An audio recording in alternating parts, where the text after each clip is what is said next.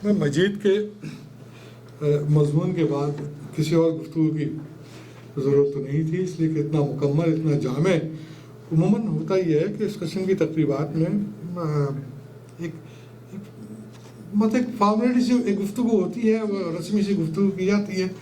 और लेकिन इसमें एक तो ये है कि मजीद का मजमून इतना उम्दा है कि उसके बाद मेरे मजमून की ज़रूरत नहीं है, क्योंकि मैंने वो एक रस्मी सा रिवायती सा ही मजमून लिखा है, तो कोई ख़ास इसके अंदर कोई आपको वो नहीं करूँगा।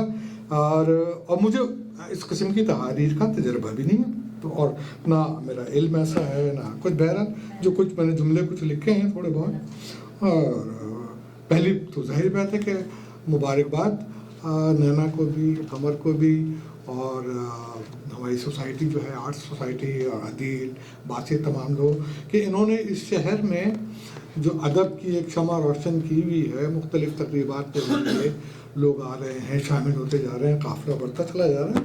तो मैं ज़्यादा वक्त नहीं ले रहा। नैना आदिल वो बार आवर तख्लीक कार है जिसके शगुफों पर उस अहद के नुमाइंदा तरीन बागबानों की मोहरें सख्त हैं। शम्सुर रहमान फारूकी हों या शमीम हनफी, सलीमुर रहमान हों, खालिद जावेद हों या नासिर अब्बास नैयर, इनमें से ये हकीकत जो बयान कर रहा हूँ मैं कि इनमें से किसी एक की तहरीर भी किसी तख्लीक या तख्लीक कार का कदो कामत नापने के लिए काफ़ी होती है। यहाँ तो पूरा का पूरा पल्ला बना हुआ है, तो इसका वजन आप देखिए। मरजान अदब के इन जौहरियों की राय के बाद मुझ ऐसे बरसों से मरकजी धारे से कटे हुए गोशागीर से किसी तवक्को की, किसी राय की तवक्को से ज़्यादा मोहम्मल कोई बात नहीं हो सकती। इस सूरत में यही मुमकिन है कि ऐसे तख्लीक़ार को पढ़ा जाए और बार बार पढ़ा जाए। तो मजीद ने बहुत सारे जुमले दोहराए जो मैं नहीं दोहराऊंगा, जाहिर बात है मैंने लिखे थे, लेकिन मैं किताब को शुरू करता हूँ तो पहले किताब के बारे में जो गुफ्तगू की जा चुकी होती है उसको पढ़ना, उससे एक समझने में मंजरनामा किताब का और उसका, तो वो मैंने सारे पढ़े। किताब में अभी पूरी तरीके से, जैसे अदील ने भी कहा कि अभी मुकम्मल नहीं पढ़ सका हूँ, वो मैं नहीं पढ़ सका हूँ, एक जगह अटका हुआ हूँ, दोबारा वापस जाता हूँ, फिर शुरू करता हूँ, वो सिलसिला अभी जारी है। उसमें कुछ बातें हैं जो दिबाचे में या पहली तहरीर में कहीं गई। नैना के बारे में फाजिल तबसरा निगारों ने उनके असलूब के हवाले से भी अहम बातें की हैं।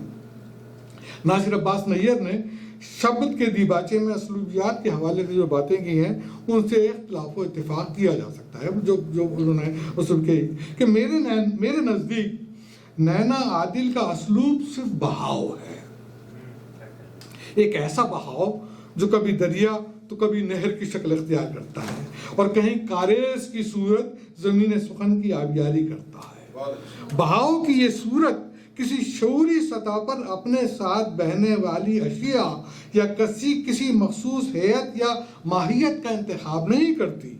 ये बहाव उमूदी भी होता है और उफुकी भी। उमूदी हालत में ये बहाव भंवर की शक्ल भी, उमूदी हालत में ये बहाव भंवर की शक्ल भी इख्तियार करता है और रक्स का आसन भी बनाता है, जबकि उफुकी बहाव इजहार की नित नई राजबाहों की तश्कील करता है।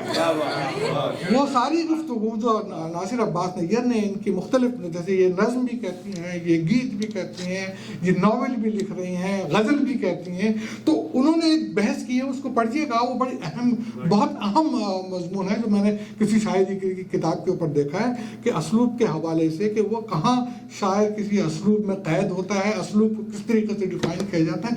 तो ये वो किताबें हैं जो दो तख्लीकी, जिसमें सिर्फ ये है कि तख्लीककार के कंटेंट ही से आपको फ़ायदा नहीं पहुंच रहा, उस पर जो लिखे जाने वाला मतन है वो भी आपको कुछ ना कुछ देखे जा रहा है, और ये एक बड़ी और अच्छी तख्लीक की खूबी होती है। तो तख्लीकी बहाव की ये कैफियत शब्द में शामिल शायरी के साथ साथ उनके नावल मुक़द्दस गुनाह में भी उसी रवानी के साथ नजर आती है। मुझे ऐसे कारी के लिए जिसकी तरबियत नौजवानी में मैक्सिम गोर्की, ज़ोए अंसारी का शुक्रिया कि वो Maxim Gorky, Mikhail Sholokhov, Rajendra Singh Bedi, Krishan Chander, ये एक तहकीकार, वो शब्द में शामिल एक गज़ल के चंद शेर देखे।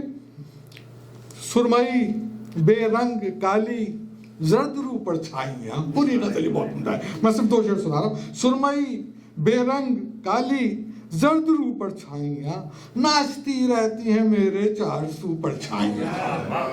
سرمئی بے رنگ کالی زرد رو پرچھائیاں ناچتی رہتی ہیں میرے چار سو پرچھائیاں. اس مطلب میں کوئی شے نادیدہ یا نئی نہیں، مگر شعر پڑھتے ہی ارد گرد اندیکھی پرچھائیاں رقص کرتی محسوس ہوتی ہیں. تو یہ شاعری کا اور مصرع سازی کا جو کمال ہوتا ہے کہ اب اسی وجہ یہ چاہتے ہیں کہ آپ پر کھلتی نہیں ہے شام کی بدنیتی. یہ شام کی بدنیتی کو آپ پر کھلتی نہیں ہے شام کی بدنیتی، آپ سے کرتی نہیں ہے گفتگو پرچھائیاں. یہ آپ یہ دیکھیں کہ کہاں اس قسم کی جو اس کا مطالعہ، اس کا سماج کے اوپر جو مختلف تبدیلیاں، اس کے اثرات، وہ ساری چیزیں اس کے اندر وہ آتی ہیں. اس شعر میں بھی پرچھائیوں سے گفتگو کا جو ایلیوژن تخلیق کیا گیا وہ زبان و بیان پر خلاقانہ گرفت کے بغیر ممکن نہیں. شام کی بدنیتی کی بندش وہ جادو کی چھڑی ہے جس نے اس شعر کی فضا کو طلسماتی بنا دیا. توہم کا یہ کارخانہ مقدس گناہ میں بھی جا بجا کام کرتا نظر آتا ہے. سرمگی اندھیرے نے ایک صرف لائن میں بہت ساری یہ مزید کر چکے ہیں، بہت سارے ہیں جو میں نے مارک کی بھی ہیں وہ کسی اور تحریر میں. ایک جو ہے مجھے جو لائن بہت اچھی لگی، 2 لائنیں ہیں کہ سرمگی اندھیرے نے سامنے والی دیوار پر وہی تصویر ٹانگ دی جو برسوں پہلے وہاں سے ہٹا دی گئی تھی. بخار انسان کی حساسیت بڑھا دیتا ہے اور میری حساسیت تو شاید اپنے آپ میں ایک بخار ہے. تو اس قسم کے بے تحاشا جملے آپ کو قدم قدم پر اس ناول میں نظر آئیں گے. اس ناول کے بارے میں جتنا لکھا جا چکا ہے اس میں اضافہ کرنا نہ میرے امکان میں ہے، نہ میں خود کو اس کا اہل جانتا ہوں.